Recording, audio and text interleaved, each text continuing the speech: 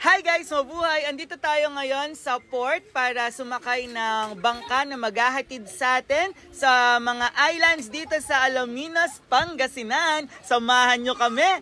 Tara!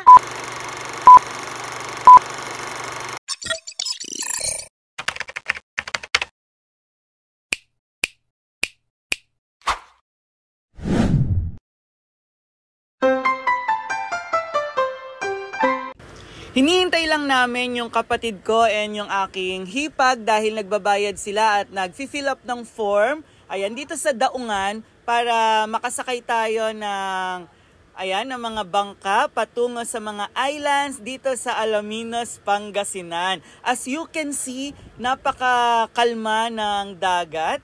Ayan, napakakalma ng tubig. Ayan, kaya safe na safe tayong mag-travel papunta sa mga islands. Ayan, so dahil low tide, ayan yung daungan natin o yung mga bangka natin nandoon sa medyo malayo. So, ayan, nakadaong. Ayan, and meron siyang way, ayan, meron siya ditong daan na patungo doon sa may tubig. Ayan, yun yung pupuntahan natin. Tara na! Bali, 15 lahat kami. Ayan, kasama yung driver plus yung dalawang bata. Ayan, at isang bangka lang kami papunta sa mga islands dito sa Alaminos. Ayan. Kung pupunta kayo dito sa 100 Islands, meron tayong environmental fee, day tour 40 pesos per person, and overnight 80 pesos per person. And yung 5 years old and below, libre lang. And syempre kapag senior and PWD, meron 20% discount. Yung renta naman sa bangka, ayan, depende sa size. Meron silang small, merong medium, and merong large. Ayan, so depende kung gaano kayo karami. Syempre mas mura kung malaki tapos marami kayo. Ayan. May mga islands dito katulad ng Quezon Island, Children's Island, and Governor's Island na pwedeng mag-rent ng guest house. Merong mga cottages, ayan, floating cottages, gazebo, and pavilion. Ayan, yung kanilang guest house, nagre-rate ng 5,000 pesos. Yung kanilang gazebo, nasa 6,000 to 1,000 pesos. Meron silang mga floating cottages. Ayan, 1,000 to 1,500. Yung pavilion nila, 3,000 to 5,000 pesos. Ayan, depende kung saan siya. Kung meron siyang tinatawag na first floor, second floor, third floor. Ayan, then meron silang mga wooden or concrete tables and chairs na pwede nating rentahan. 200 to 300 naman yung rates nila. And merong 500 to 700. Depende sa mga type natin na mga tables and chairs. Kung gusto ninyong mapuntahan lahat ng islands, mas maganda kung maaga kayo magpupunta rito or mag-i-stay kayo ng 2 to 3 days. Ayan, siguro malilibot ninyo lahat ng islands at talagang pwede kayo mag-stay ng matagal sa bawat island. Hindi katulad namin, medyo late na kami, hapon na kami nakarating dito. Ayan, 2 o'clock na kami nakaalis dun sa Daungan. Kaya ilang islands lang yung pupuntahan namin. Yung sinuggest sa amin ay yung Children's Island, Marcos Island, and yung Lopez Island. Yun yung sinasuggest namin. Pero ngayon papunta kami sa Pilgrimage Island, Jesus the Savior. Ito yung may malaking estatwa or malaking statue ni Jesus Christ. So, yun muna yung pupuntahan namin. And siguro magpapapicture lang kami kasi medyo malayo yung lalakarin. Meron siyang parang tulay or yung parang floating floor na pwede nating tapakan papunta doon sa island. And sabi kasi matagal din daw, mahirap din akyatin. Ayan, and meron kaming mga kasamang seniors kaya mahihirapan sila sa pag-akyat. Kaya ang plano namin, magpapapicture lang kami doon. So, ayan guys. Malapit na tayong dumaong at mula rito, tanaw na natin yung mga islands. Ayan, medyo malalaki siya na magkakalapit. Ayan yung gusto naming puntahan sana. Ayan, pero kung nakikita ninyo, marami na ring tao. Ayan, maraming bangka, ibig sabihin maraming turista na nandyan. Ito yung floating bridge na nagdudugtong sa mga islands. And ito yung Pilgrimage Island of Jesus the Savior. Ayan, so kung mapapansin nyo, may mga turista na doon na nagpapapicture. And then tumatawid sila. Ayan. Mula sa gamit yung mga floating bridge na to. Ayan, from island to island. Ayan, tumatawid sila. Naglalakad sila, ayan, papunta dito sa island na to. Kaya napagkasunduan na lang namin na magpa-picture dahil sabi ng bangkero namin na medyo matatagal lang kami pag nagstay kami dito. Ngayon, papunta naman na tayo sa Marcos Island. So sabi, meron daw doon mga activities. Ayan, pwede tayong mag-diving. Ayan, pwede tayong tumalon mula dun sa taas. Ayan. So grabe guys yung tubig. Ang linaw at kung titignan ninyo, ayan, yung mga islands dito talagang na-develop na nila yung iba and yung iba naman hindi pa pwedeng magstay. Ayan, siguro pwede tayong bumaba pero saglit na saglit lang and may mga bangka na makikita na nakadaong, ibig sabihin may mga turista na nandoon. Ayan. Tignan ninyo kung gaano siya. Kala nyo sobrang lapit pero medyo malayo-layo rin. Ilang oras din or ilang minuto din yung biyahe na tinatakbo ng bangka papunta sa bawat island.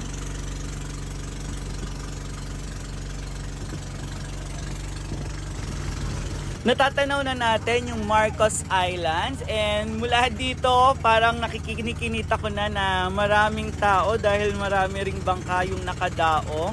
Ayan, ito isa sa mga marami-raming talagang pinupuntahan ng turista. And dito sa Marcos Island, pwede ditong makita yung Imelda Caves, ayan, na maraming paniki. Ayan, pwede dito mag-jumping.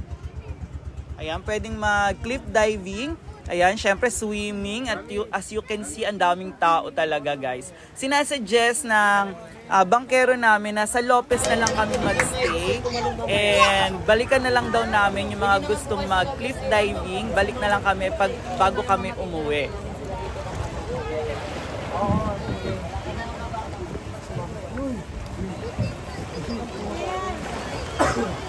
Dapat daw muna tayo, tapos gusto sa activity, nila daw dito. Para yung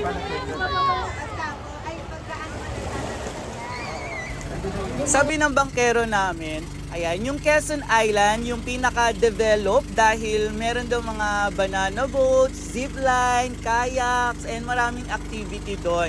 And meron din sinasabing Children Island, ayan, na talagang pambata dahil mababaw lang.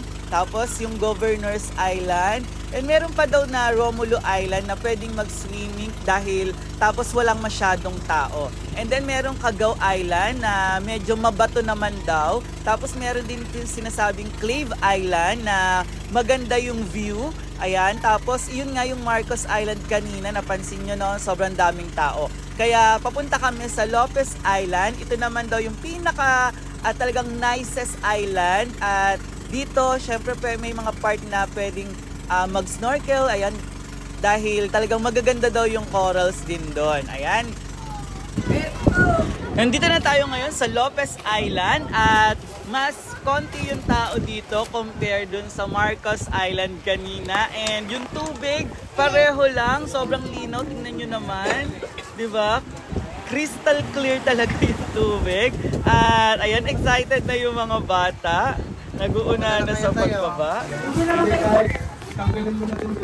Hindi naman kayo pupunta doon sa malayo.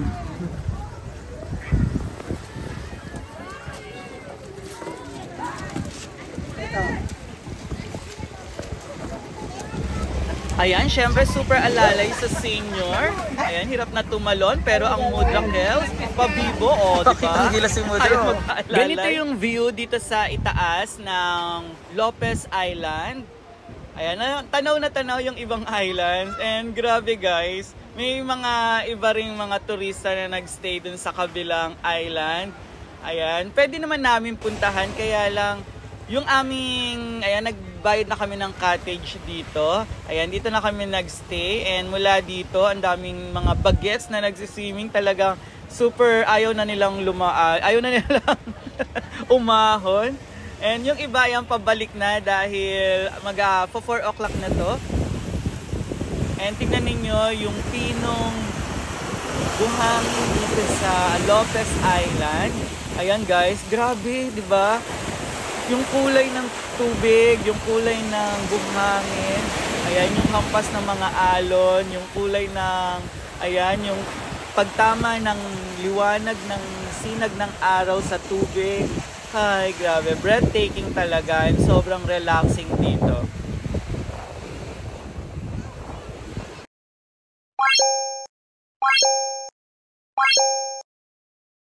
But if I lay down and I play dead and I stay dead, maybe you'll get sick of being the monster out of my head, under my bed.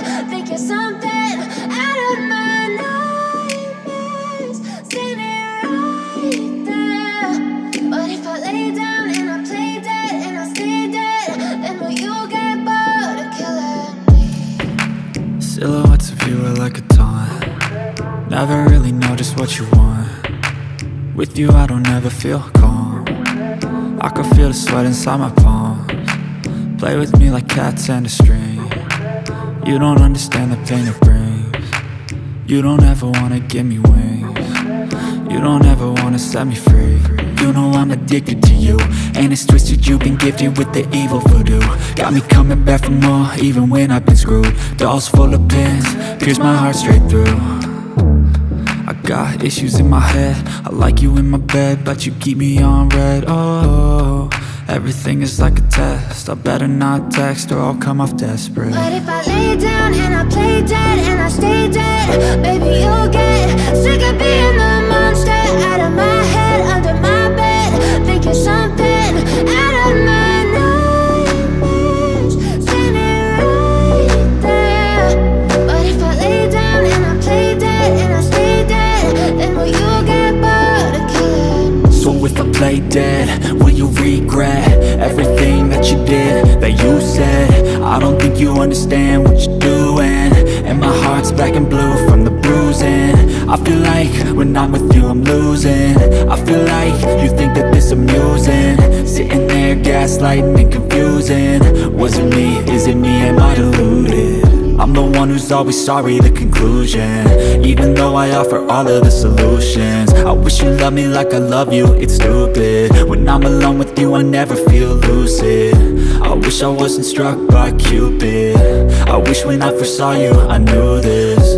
When I'm with you I feel so useless, I feel diluted, my heart's been wounded. Silhouettes of you are like a taunt. Never really know just what you want. With you I don't ever feel calm. I can feel the sweat inside my palms. Play with me like cats.